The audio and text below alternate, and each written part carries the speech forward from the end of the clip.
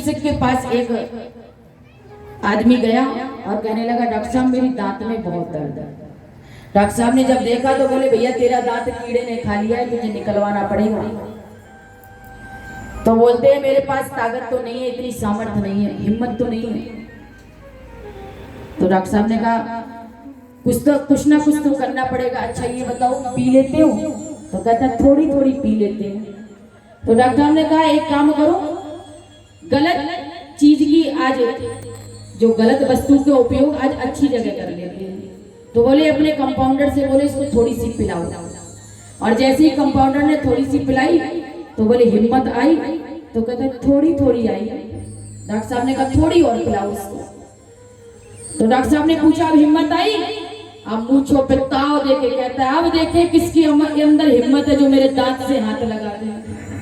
Doctor साहब बोले ये अच्छा जोश में होश खो बैठा, पहले ही ठीक थे, अच्छा बढ़िया था। तो महाराज कभी कभी प्रसन्न हो जाते हैं, ये दिया वो दिया। आज राजा परीक्षित भी कलयुग के एक गुण पर प्रसन्न हो गए और राजा परीक्षित ने 4 जगह पर कलयुग को निवास दे दिया।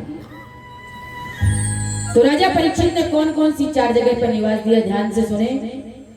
जहां पर हिंसा होती है, जहां पर पशु पक्षी की हिंसा होती है वहां कलयुग का निवास है। जहां पर मदिरा पान होता है, शराब पी जाती है, वहां पर कलयुग का निवास है। और जहां पर जुआ खेला जाता है वहां पर कलयुग का निवास है।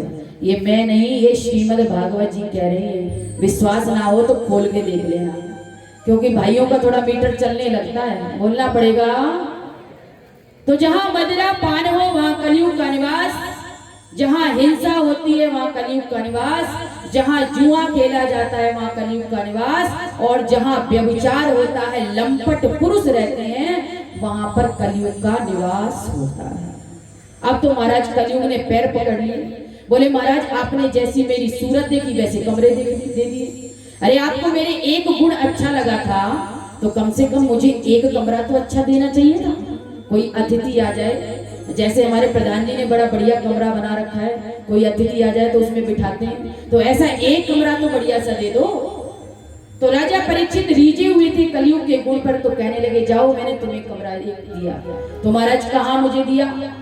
राजा परीक्षित ने कहा मैंने तुम्हें स्वर्ण में निवास दिया। स्वर्ण माने संपत्ति भी होता है, स्वर्ण माने सोना भी होता है। सोने में कलयुग का निवास हो गया। कलयुग प्रसन्न हुआ और कलयुग चला गया। अब कितनी माताओं की दिल की धड़कन बढ़ गई, महाराज जी सोना नहीं पहनना चाहिए, हमारा तो सोने के बिना काम ही नहीं चलेगा। बोलना पड़ेगा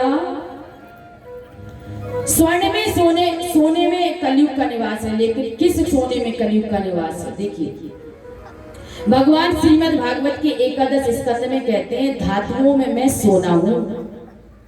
भगवान नारायण कह रहे हैं इस बात को, वृक्षों में मैं पीपल हूं और धातुओं में सोना हूं। तो एक तरफ कलयुग का भी निवास है, एक तरफ सोने में भगवान का निवास है। दोनों का निवास कैसे?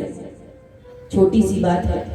अन्याय, अत्याचार, अनीति के द्वारा जो धन कमाया जाता है उस धन में कलयुग का निवास होता है। और जो ईमानदारी के द्वारा सच्चाई से कमाया हुआ धन है उसमें साक्षात लक्ष्मी नारायण आकर के बैठ जाते हैं।